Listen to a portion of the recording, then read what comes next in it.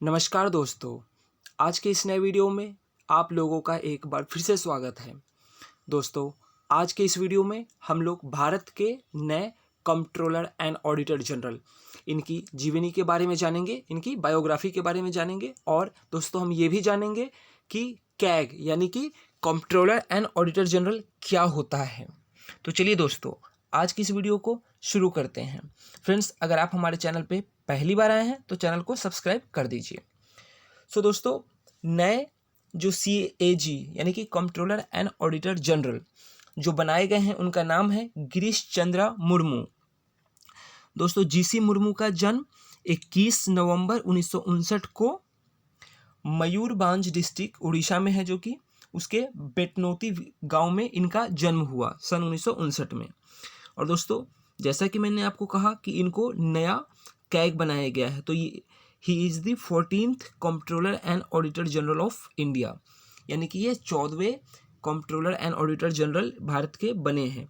दोस्तों, इनसे पहले कौन था आप कमेंट करके बताइए। वैसे वीडियो में मैं आपको उनका नाम बताने वाला हूँ, लेकिन अगर आपको पता है तो आप अभी कमेंट करके बताइए। और दोस्तों, ये controller and auditor general India के बनने से पहले ये लेफ्टिनेंट गवर्नर थे, first lieutenant governor of union territory of Jammu and Kashmir.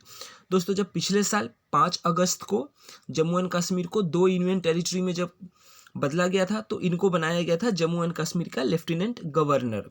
और दोस्तों, लद्दाख का गवर्नर किसे बनाया गया था ये आप कमेंट करके मुझे बताइए। दोस्तों, GC मुर्मू 1985 के IS बैच के हैं और इनको उस वक्त गुजरात कैडर मिला था। और दोस्तों, इन्होंने गुजरात में काफ़ी ज़्यादा काम किया है। और दोस्तों, ये प्रिंसिपल सेक्रेटरी थे नरेंद्र मोदी के। कब? जब वो नरेंद्र मोदी गुजरात के चीफ मिनिस्टर थे। और दोस्तों, इसीलिए इनको मतलब माना जाता है कि ये PM मोदी से काफ़ी क्लोज हैं, यानी कि he is consider to be close to PM Modi.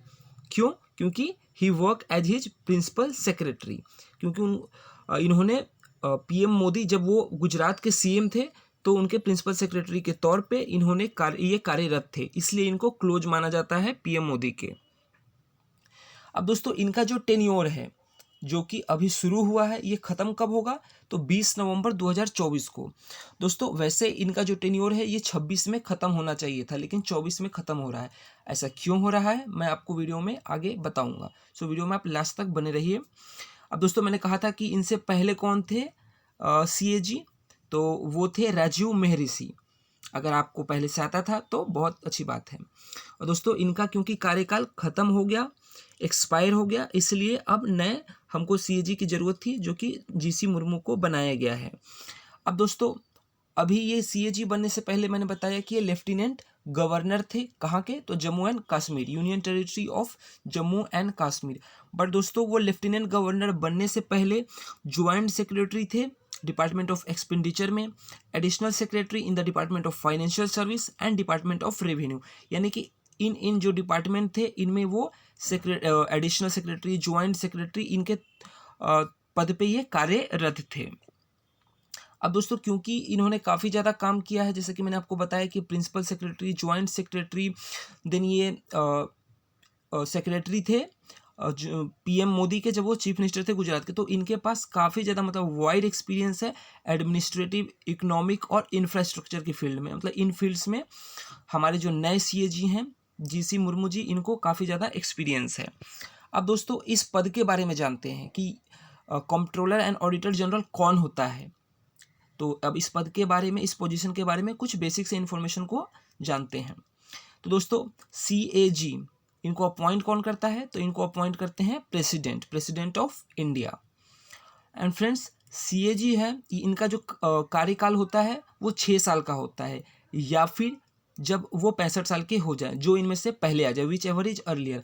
अब दोस्तों, मैंने आपको कहा कि गिरीश चंद्र मुर्मू, इनका जो कार्यकाल है वो 24 में ख़त्म होगा, 2024 में, बट उनको अभी अपॉइंट किया गया है।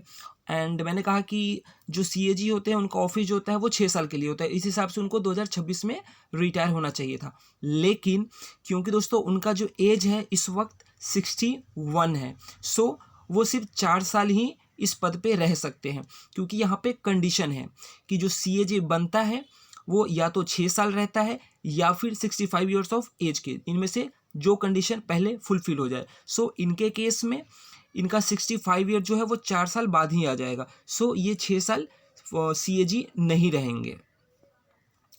अब दोस्तों अगर मान लीजिए कि इनको इन फ्यूचर आने वाले मतलब 1 साल बाद या 2 साल बाद इनको अगर रेजिग्नेशन देना हो, इनका कुछ पर्सनल प्रॉब्लम हो जाए या फिर फैमिली प्रॉब्लम या हेल्थ प्रॉब्लम, हेल्थ जो भी इशू हो अगर इनके साथ, और इनको रेजिग्नेशन देना है, तो ये किनको देंगे? तो ये प्रेसिडेंट को देंगे। क्यों? क्योंकि प्रेसिडेंट ने ही तो इनको अपॉइंट किया है। अब दोस्तों अगर प्रेसिडेंट इनको रिमूव करना चाहते हैं तो ये इतना आसान नहीं होता है। एंड जो प्रेसिडेंट है वो कॉन्स्टिट्यूशन में जो प्रोसीजर मेंशन किया गया है कि आप किस प्रोसीजर को फॉलो करके CAG को हटा सकते हैं, उसी प्रोसीजर को फॉलो करना पड़ेगा और तभी जाके प्रेसिडेंट जो है वो हटाएंगे। ऐसा नहीं है कि जब प्रेसिडेंट साहब को जब मन किया तो उन्होंने इनको इस पद से बर्खास्त कर दिया, इतना आसान नहीं है। अब दोस्तों इस पद के बारे में एक बहुत ही आप कह सकते हैं कि स्पेशल सा ये फैक्ट है कि the CAG after the retirement is not eligible for further office either under the government of India और द गवर्नमेंट ऑफ स्टेट। इसका क्या मतलब है? तो दोस्तों इसका मतलब ये है कि GC मुर्मू जी, जिनको कि अभी CAG के पद पे इनको संभालने को दिया गया है, जब ये 2024 में उस पद से रिटायर होंगे, जब इनका 65 ईयर्स हो जाएगा, देन उसके बाद ये ना तो गवर्नमेंट ऑफ इंडिया यानी भारत सरकार के या फिर गवर्नमेंट ऑफ किसी भी स्टेट गवर्नमेंट में ये किसी भी पद को देन वो अब उस पर नहीं संभाल पाएंगे या उनको मतलब कोई जॉब नहीं मिलेगा। अब दोस्तों आपके दिमाग में आ रहा होगा कि इनके लिए तो लॉस हो गया, लेकिन दोस्तों ऐसा क्यों किया जाता है कि एक बार कोई CAG बन गया और उसके बाद जब रिटायर होगा तो फिर वो एलिजिबल नहीं होगा किसी भी ऑफिस को अटेंड करने का, चाहे वो गवर्नमेंट ऑफ इंडिया का हो या गवर्नमेंट ऑफ किसी स्टेट के गवर्नमेंट का हो। तो दोस्तों ऐसा इसलिए किया जाता है, जैसे कि आप एक एग्जाम्पल के तौर पे मानिए कि अभी इनको CAG का पद संभालने को मिला है। अब दोस्तों यहाँ पर सरकार क्या करेगी? मान लीजिए कि अभी BJP की सरकार है, उन्होंने इनको लालच दिया कि आप ऑडिट का, क्योंकि इनका काम होता है, तो सरकार मान लीजिए कुछ घोटाला छुपाना चाह रही है, सो उन्होंने स्कैम कर दिया, बट CAG जो है उन्होंने इस बात को मीडिया के सामने ये लेकर नहीं आए, यानी कि इन्होंने गवर्नमेंट का साथ दिया है। अब ऐसा वो क्यों करेंगे? क्योंकि जो गवर्नमेंट होगी इनको किसी पद की लालच देंगे कि आपका जब ये टेन्योर पूरा हो जाएगा देन हम आपको इस वाले ऑफिस में भेज देंगे। सो उनके मन में कोई लालच ना हो या वो गवर्नमेंट के प्रेशर में आके काम ना करे, लालच में आके काम ना करे, इसलिए उनको ऐसा किया गया है कि जब उनका ये CAG का जो रिटायरमेंट एक बार हो जाएगा देन वो कहीं भी ऑफिस संभालने को एलिजिबल नहीं होंगे, चाहे वो भारत सरकार में हो या किसी राज्य सरकार में हो। सो दोस्तों आपको समझ में आ गया होगा कि उनको लालच से बचाने के लिए, क्योंकि उनको लालच कहीं से भी ऑफर मिल सकता है कि आप हमारा हेल्प कर दीजिए, सो देन आप जब रिटायर होइएगा तो आपको हम इस ऑफिस में भेज देंगे। अब दोस्तों इनको सैलरी और जो भी बाकी सर्विस कंडीशन है वो कौन डिसाइड करता है? तो वो पार्लियामेंट डिसाइड करता है, गवर्नमेंट नहीं। पार्लियामेंट यानी कि उसमें सभी के मेंबर्स होते हैं, ऑपोजिशन के भी होते हैं, गवर्नमेंट के भी होते हैं, जो रूलिंग पार्टी होती है। सो पार्लियामेंट ये डिसाइड करती है। अब दोस्तों CAG को head of Indian audit and account department कहा जाता है, माना जाता है, और इसको गार्डियन ऑफ पब्लिक पर्स यानी कि गवर्नमेंट का जो पैसा है, गवर्नमेंट कितना पैसा खर्च कर रही है, कहाँ खर्च कर रही है, किन किन चीज़ों पे खर्च कर रही है, ये सब जो हिसाब है वो कंट्रोलर एंड ऑडिटर जनरल ही रखता है। अगर दोस्तों आपको याद हो कि UPA 2 में जो 2G स्कैम हुआ था उसमें कई बड़े बड़े लीडर्स जो हैं वो जेल गए थे। वो जेल क्यों गए थे? क्योंकि जब CAG का रिपोर्ट आया था तो उसमें पाया गया कि इतना स्कैम किया गया है, यानी कि उस वक्त जो कंट्रोलर एंड ऑडिटर जनरल थे उन्होंने ही बताया था कि ये घोटाला हुआ है। अगर वो झूठ बोल देते, अगर वो गवर्नमेंट का सपोर्ट करते तो शायद इस स्कैम के बारे में नहीं पता चलता। सो आप समझ सकते हैं दोस्तों कि ये कितना मतलब आप कह सकते हैं कि बोल्ड होकर काम करते हैं कि अपने ही सरकार के अगर उनमें कुछ उनको घोटाला दिखा तो उन्होंने गवर्नमेंट के प्रेशर में बिना आए उन्होंने इस घोटाले के बारे में सबको बताया।